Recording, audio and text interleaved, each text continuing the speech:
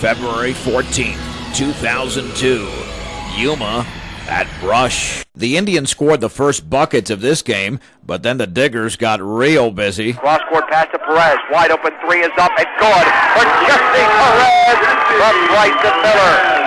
And the Beetdiggers now lead 3-2. Quickly across the timeline. Here is Perez in the left wing. Doesn't take that three. Dribbles to his right. Up top to Ortiz. Down low for Grooms off the glass with a left-handed in. Miller to Alexander. 1-on-2. Pulls up from 10. Good for Adam Alexander. Perez over to Ortiz to Alexander. Down low. Miller. Face up and under off the glass and good. The Beetdiggers now lead 9-2. Miller from Perez. 10-foot fadeaway. Good on the right baseline. Bryson Miller from Jesse Perez, who's got a couple of assists. The Beetdiggers have scored the last 11 points of the game. And lead 11-2 at this point. It was 18-12 Brush after one.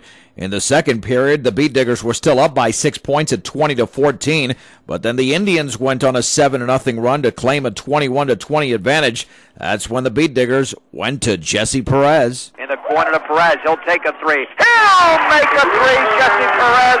Now with two trifectas in the game.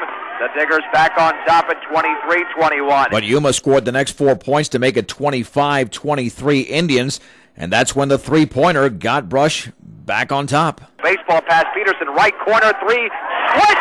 That very hit swing for Cole Peterson. And the Diggers have reclaimed the advantage at 26-25. 2 minutes to go before the break. Brush was able to slightly extend the lead by halftime and led 30-27. It was deadlocked at 34 early in the third period thanks to a three-pointer from Yuma's Tyson Brown. As a matter of fact, Brown scored all 11 points in the third period for the Indians, and they claimed a 38-37 advantage when the Beetdiggers turned on their afterburners. Up top to Peterson. Peterson left wing all the way, lays it up and in! He was fouled on the drive to the basket. Cole Peterson to the line, and the foul by Josh Lyon. That is his fourth, and it's still 39-38 off the missed free throw. Miller with a rebound, puts it up and in. Oh, Bryson Miller with 8 points tonight, and now 10 points, a huge rebound off the missed free throw for Bryson Miller. Cross court to Ortiz. Ortiz left baseline, layup up and in. He dribbled in between two. Ortiz had an open lane. He's on the board for the first time. Miller back out to Peterson down low. Grooms dribbles off the glass and in.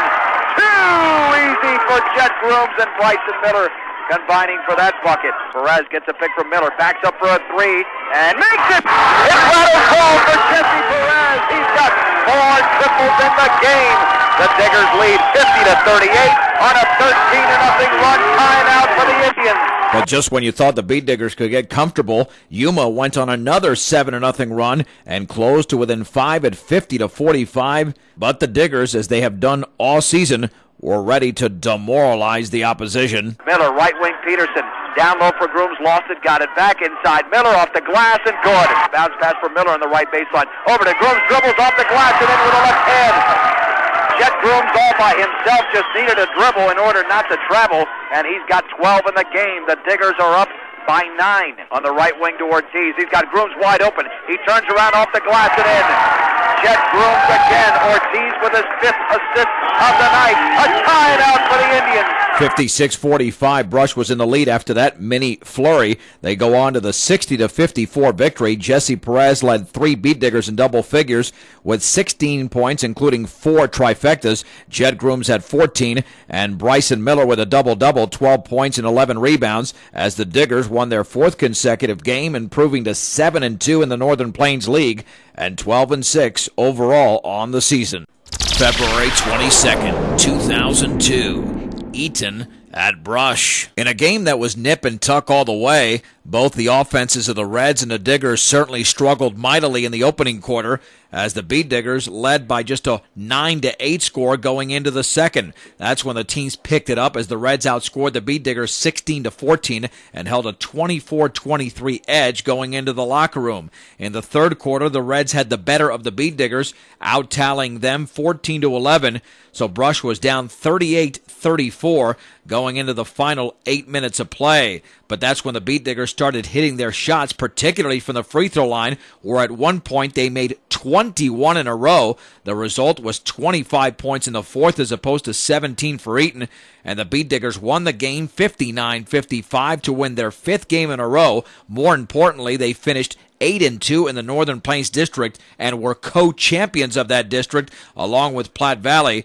Most certainly a historic night for head coach Jay Rudell, whose team finished the regular season with a record of 13 wins and 6 losses. Leading the way was Bryson Miller with 24 points. Helping him out was Jed Grooms with 13, and Jesse Perez chipped in 11 as the Diggers clinched the second seed for the Northern Plains District Tournament.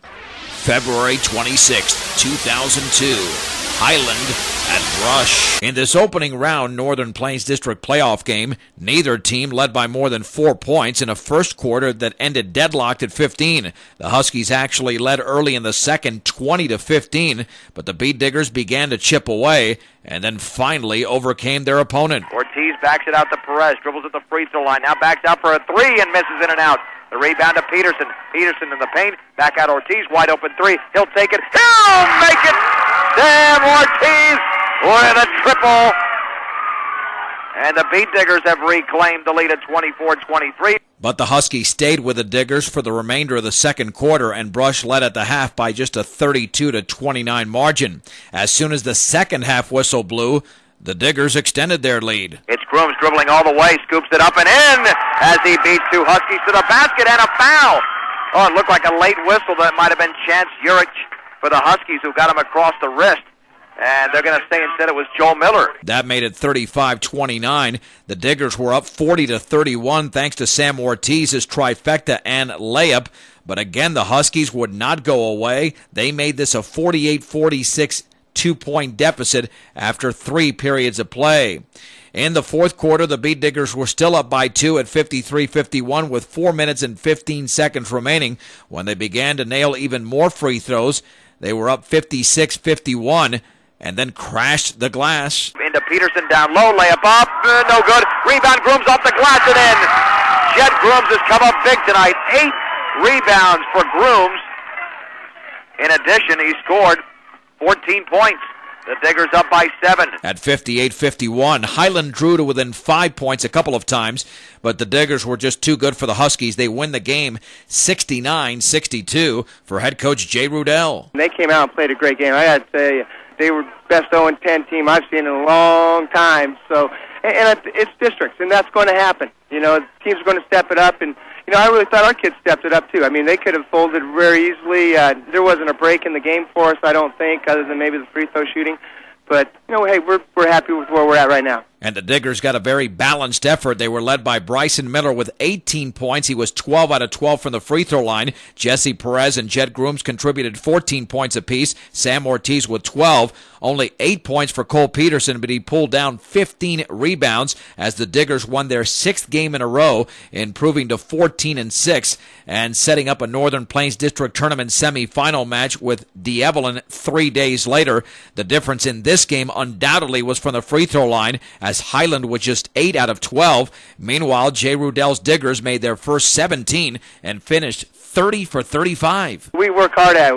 We put in so much time with shooting and stuff. And the kids now, they've been there and they're just comfortable. And so when we're ahead, I'm really at ease with things. And for behind, we take the ball strong in the hole, and if we get the call, great. If not, you know, at least I think we'll get the basket. So that's our philosophy. We're going to go strong every time to the hole and see what happens. The victory marked the 3rd time this season Brush had defeated Highland.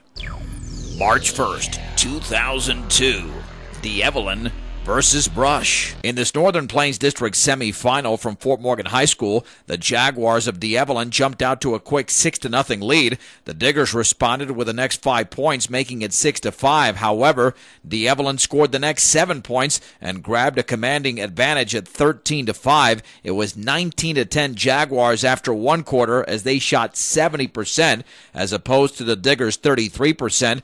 The second quarter was an uneventful one as Brush outscored D'Evelyn 10 10-9 and trailed at the break 28-20. In the third, Bryson Miller would hit a three-pointer, closing that 8-point deficit to 5, but then D'Evelyn scored 11 of 16 points during a run to make it 41-30. That's when the Beetdiggers finally gained some legitimate momentum. Perez all the way, layup up and in after he spun around. Got Nucky. 2:23 to go in the third. Dribbles by a defender, lays it up and in again. Jesse Perez to the left of the basket this time. Took no prisoners. It's down to a 7-point D'Evelyn lead. 2:10 to go in the third. Grooms with a 2-on-3 will have to back it out at the free throw line. Peterson penetrates, lays it up, and it in! It rolled around the rim a couple of times, but it went down. It's 41-36. The Beetdiggers on a 6-0 run. Perez's trip, gets the ball back, penetrates all the way, puts it up, and in! And a foul! And a foul on Nucky! Peterson to the line, making Perez to try to convert the three-point play. And Perez did convert it, making it 41-39. D'Evelyn would close out the quarter on a Jay Sonif bucket and led 43-39. Early in the fourth, the Jaguars would get a three-pointer, making it 46-39, but the Diggers went on a mini 6-0 run to close to within one at 46-45. A three-pointer by D'Evelyn's Josh Snyder made it 49-45. Then two Sam Ortiz free throws made it 49-47. And finally, the Beetdiggers caught up with just over 3 minutes remaining. Down low to Miller on the left baseline, 10-footer, and the game is tied at 49. Bryson Miller for the Beetdiggers has got 11 in the second half. However, a Sonif bucket made it 51-49 in favor of D'Evelyn. The Beetdiggers then got a Jet Grooms free throw and two more from Cole Peterson and grabbed their first lead of the game at 52-51. The offenses went cold for a couple of minutes, so the Diggers still had that lead with 30 seconds to go and trying to run out the clock when they threw it away. D'Evelyn's Brett Urquhart converted on a layup, making it 53-52. Bryson Miller subsequently was fouled on a drive to the basket. He made one of two free throws, so the game was deadlocked at 53. In the closing seconds, Urquhart of D'Evelyn was fouled by Cole Peterson with just 2.6 seconds remaining. The Jaguars were in the bonus with a chance to win the game. Here we go. With the game tied at 53, the free throw is up. It's a brick. The long rebound is controlled by Miller, and there's a tie-up. It goes to the Beetdiggers with 1.6 to go. Urquhart missed a huge free throw. And the game went into overtime as Jesse Perez missed a bomb from beyond half court. In the overtime, the teams were just stone cold from the field. D'Evelyn was 0 for 4, the Beetdiggers 0 for 3 before Jet Grooms was fouled with a minute 24 remaining. He made one of two free throws for a 54-53 Brush lead. Brett Urquhart then committed an offensive foul for the Jaguars. However, the Diggers then threw the ball away, but so did D'Evelyn. Brush had the ball, still leading by one, with just under 10 seconds remaining. Ortiz to throw it in. Cannot get it into Perez. Still can't. Throws a baseball pass, and it's picked off. Taken away by Mike Olson. 7 seconds to go. Here's Jay Sonif on the right wing. Back to Wilson. Back to Sonif. 3 to go. Dribbles right baseline. Pulls up from 10. In and out. The Beetdiggers have won the game. The Beetdiggers have won the game. They have pulled it out. 54-53. Holy mahungus.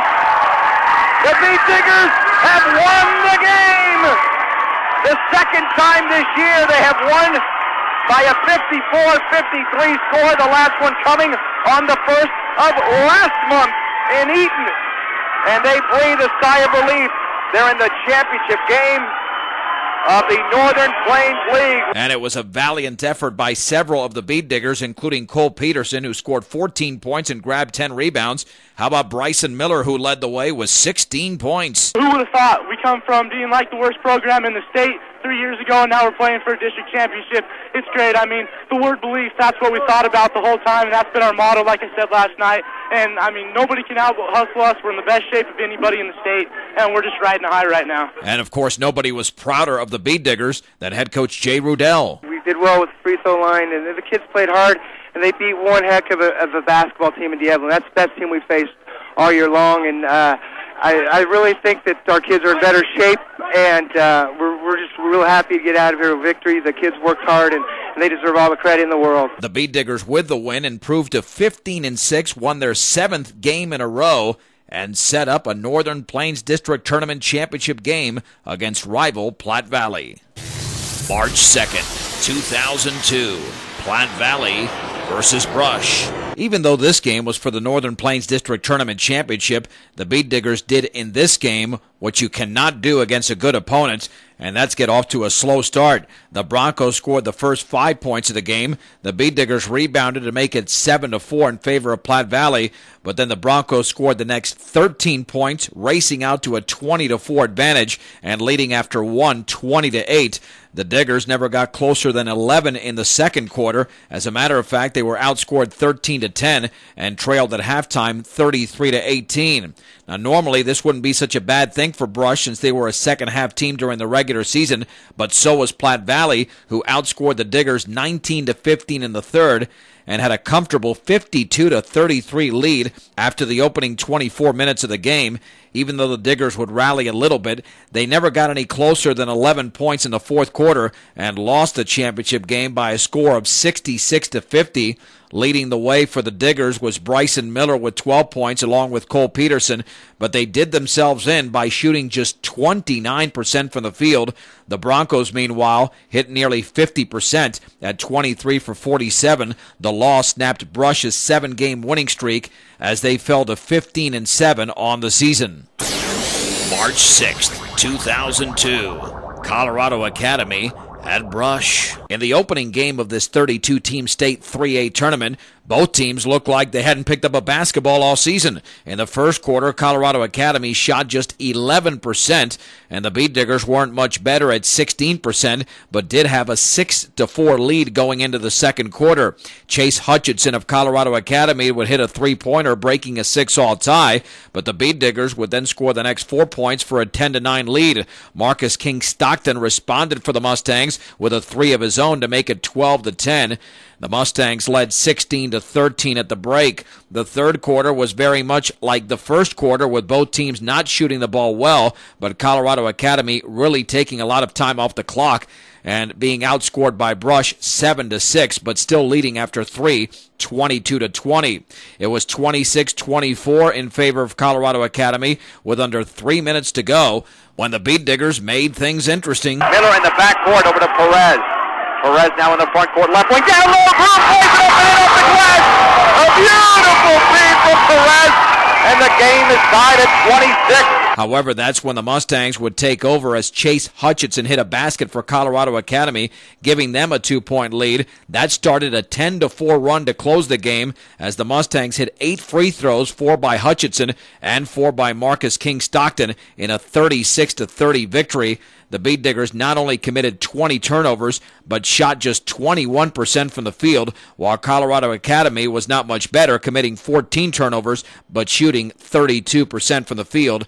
The Beetdiggers ended their season with a very successful record, though, of 15 wins and 8 losses.